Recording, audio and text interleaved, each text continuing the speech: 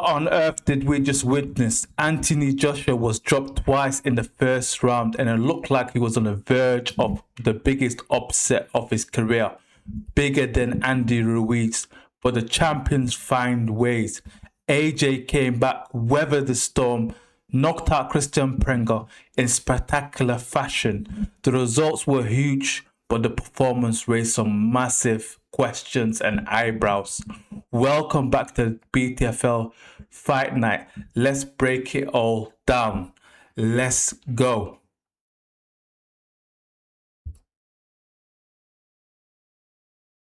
Let's all go. So let's get to how it started. Look at that. Let's rewind back. Oh, that was heavy knockdown. Look at it. It was an uppercut. Look, if you watch it again, you slow it down. Look, can you see? Can you see? He got dropped there. Let's see from the beginning. What's the AJ trying to do here? Overhand right, didn't catch him. Knee. Look, uppercut, holding. The overhand right didn't catch him, but he was already going down. Look, and then the bang down he goes. Wow, looks decent. Looks all right.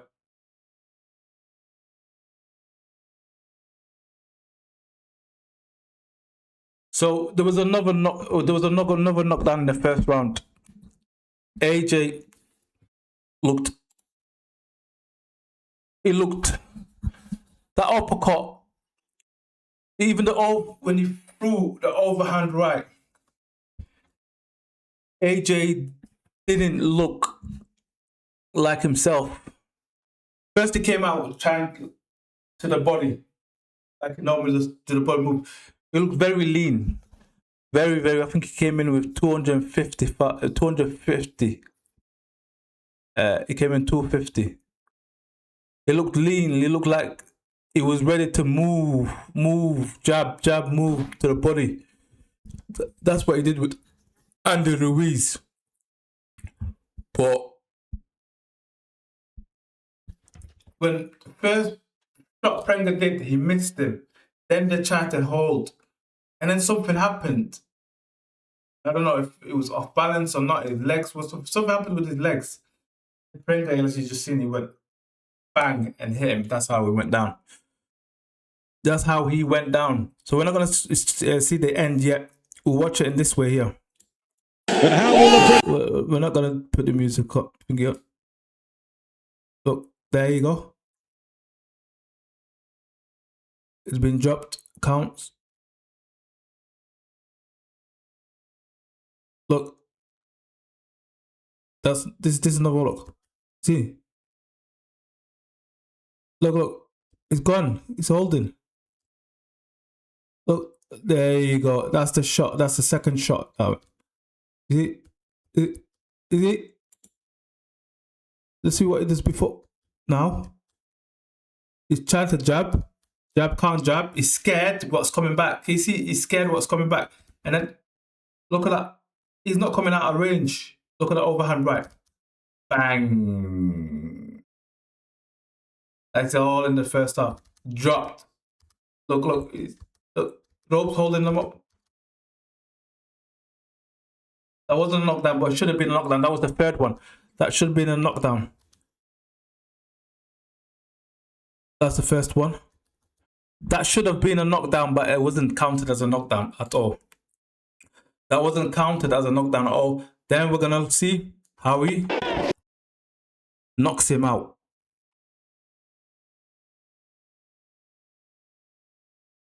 How he knocks him out. Look how he ends it.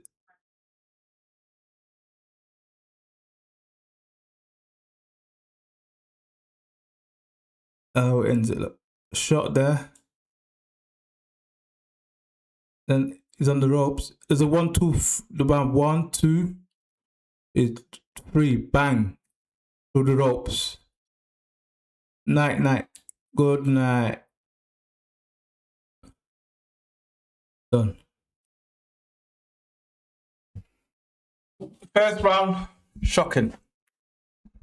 Shocking first round. Shocking first round. It looked shot. His legs were gone.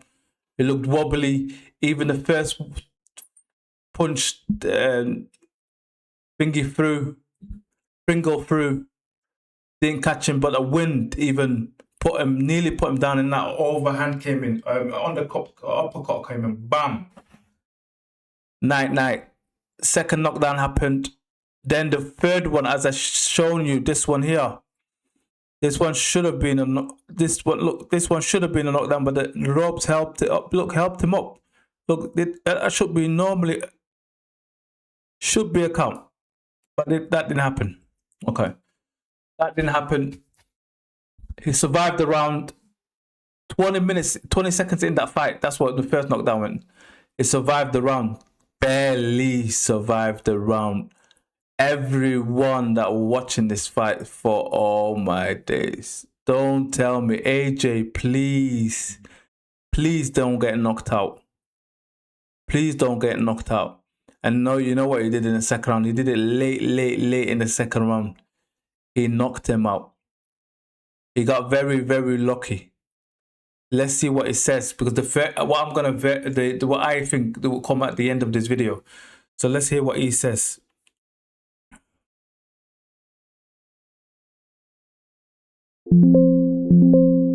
No, but that was Spirit, that was Lats, that was Cena, that was the families. He's talking about his mates, yeah. You know what I mean? Come on, man.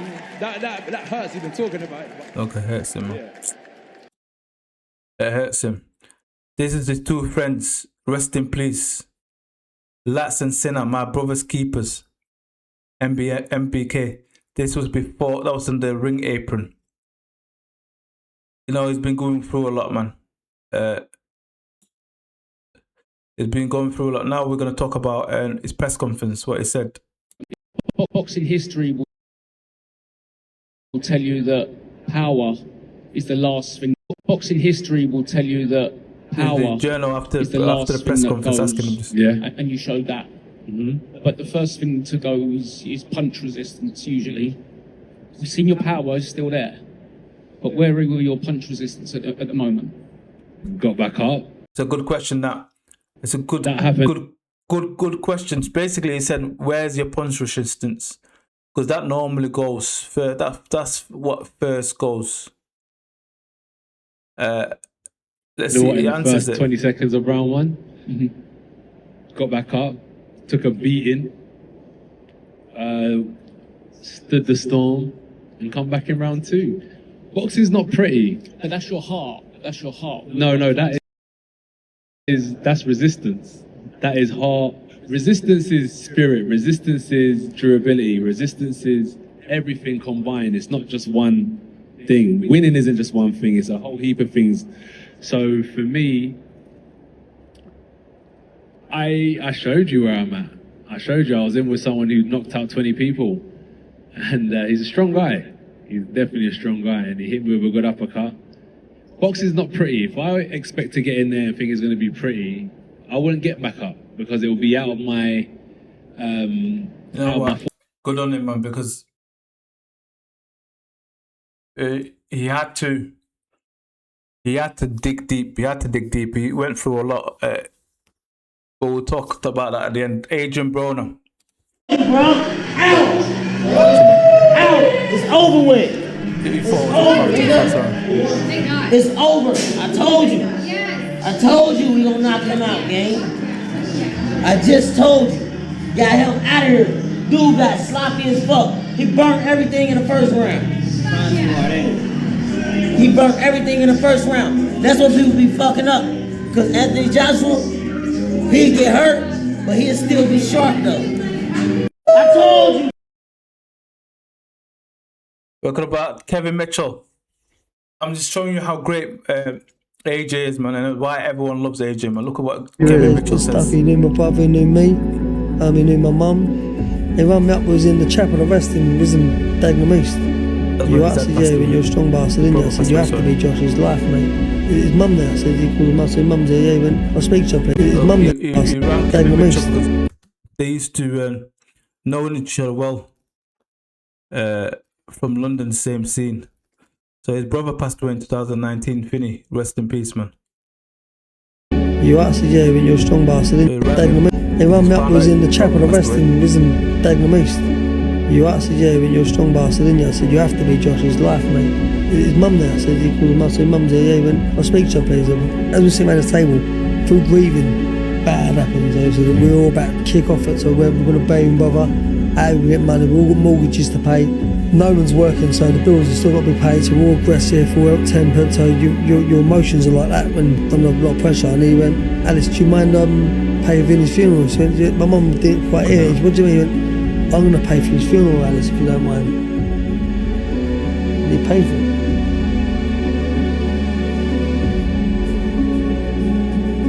Basically, paid for Kevin Mitchell's brother's funeral. Kevin Mitchell did really well at that time. I think he was big. I know it was a West Ham man. He was from Dagenham, East London. So he had a big following at that time. I think when AJ was coming through, they knew each other from the London boxing scene. Like Kevin Mitchell says, sometimes AJ used to come round to his house and have dinner with his mum, his brother, and himself. So he found out about Vinny Mitchell passing away. So he rang Kevin Mitchell and said, "Put your mum on," and he put him on. And he said, "I will pay for your whole funeral. Don't worry about it, man. I'm here for you." You know what I mean? That's the type of person he is, AJ. So let me give you the final verdict of this fight, because it is. You've seen everything else. You've seen the press conference, everything. What would I say about AJ's performance today? You know what? Thank God is back in the ring fighting. That's the number one thing. Thank God he's back in the ring fighting, and he's doing what he loves. 25th, I think, of December, he lost to two of his friends, Lats and Sinner. He broke, I think it might have been 28 or 48 parts of his ribs. He was in hospital for weeks upon weeks. That hasn't been put on social media or nothing like that. But Eddie Hearn confirmed it after the fight. He couldn't box for months. He's back in the ring 7 months later. 7 months later, he's back in the ring fighting a guy that's knocked out all his opponents. 20 wins, 20 coming from knockouts. So he's a live opponent. In Saudi, he did that as well. In Riyadh, Saudi. So for the last 3 months, he's been in training camp with the Usyk team. Has he improved with the Usyk team? I can't see that. The fight before but was with Jake Paul. He finished Jake Paul inside, I think, 4 or 5 rounds, really. So this fight, he came in, he had a strategy. 3 months he didn't train. I think he was on the bike, but he couldn't move his arms. He had to do all sorts of balance work. He did do some work because his mentality said that he wants to do it for his brothers, Lats and Sinner. Rest in peace. So mentally, he was all over the place in the last 7 months. And it's shown after, when the fight finished, and he did the interview with Adelipa. He did the interview with on dazn, and he said, as he said in that video, is, "I don't really want to speak about my friends. I'm getting kind of emotional." So he started crying. So you can see he's still dealing with a lot. You can see boxing. He's tried to use boxing to remove that, or to cope with it, to be occupied with something rather than thinking about it all day, every day long. And that's the reason why he was training. He didn't want to give up and feel sorry for himself and sit there and just rot and get depressed. He thought, what's the best way to cope with this and this boxing. So he kept on training even when he couldn't train really his upper body. He was training his lower body, going on the bike, trying to walk, doing all sorts of rehab work. You know what? Good on him, man. Good on him. You can see he's dealing with something, because at the end he started crying when he thought about his friends. And understandable. He didn't look great in the first round. The second round, the old AJ was back. I thought he was going to destroy Prenga. I thought he was going to get him out of him without really being touched. I thought he was going to do the Usyk thing of just jabbing, moving. But he got caught with the second shot. He got caught. 20 seconds in the first round, he got caught. That just shows to me his legs are gone. His legs are gone. He's struggling mentally. I think, and the Fury fight will be either in November and December in MSG, New York. Will it be too soon? As a boxing fan and AJ fan, I want him to fight Fury as soon as possible, because there's been so many hurdles in the last 10 years. This was the final hurdles. Them both fighting back to back. Fury fought yesterday. It didn't look very good. I'll do a breakdown of that of his fight next, and you'll see it on my channel. But with what did I think about this fight? You know what? Thank God he came through it. Thank God he showed resilience. Thank God he had mental strength to go through it and knock him out. Was he lucky? Yes, he was. Did he need a luck? Yes, he did need a luck. Were the gods looking after them? Yes, they were. So I want him to rest. I want him to take the rest of the year off, another 6 months. I think it will help him. It will help him another 6 months rest. Then fight Fury after Ramadan. April time. Fight Fury. Let Fury do have another fight in between, somewhere probably in Egypt or whatever, and then fight Fury in April. I want him to concentrate on his mental health, his mental mindset. You know, try and get over it. I know he'll never get over it, but trying to cope a bit better than trying to mask it. Eddie Hearn said he don't really want to speak about it. He don't really want to speak to anyone regarding this. He just thinks he can get on with it and get on with it himself, and not soap and not seek help. Like he thinks a man just needs to get on with it. That's what Eddie Hearn said. But I think he needs to go and seek help. He needs to go and see therapy. You know, get his mind right, and then give it a good 6 months, and then go into training camp after Christmas, and then fight Fury in April. He can fight in April. He can then fight in December again. 2 fights, 2 trilogies, a trilogy.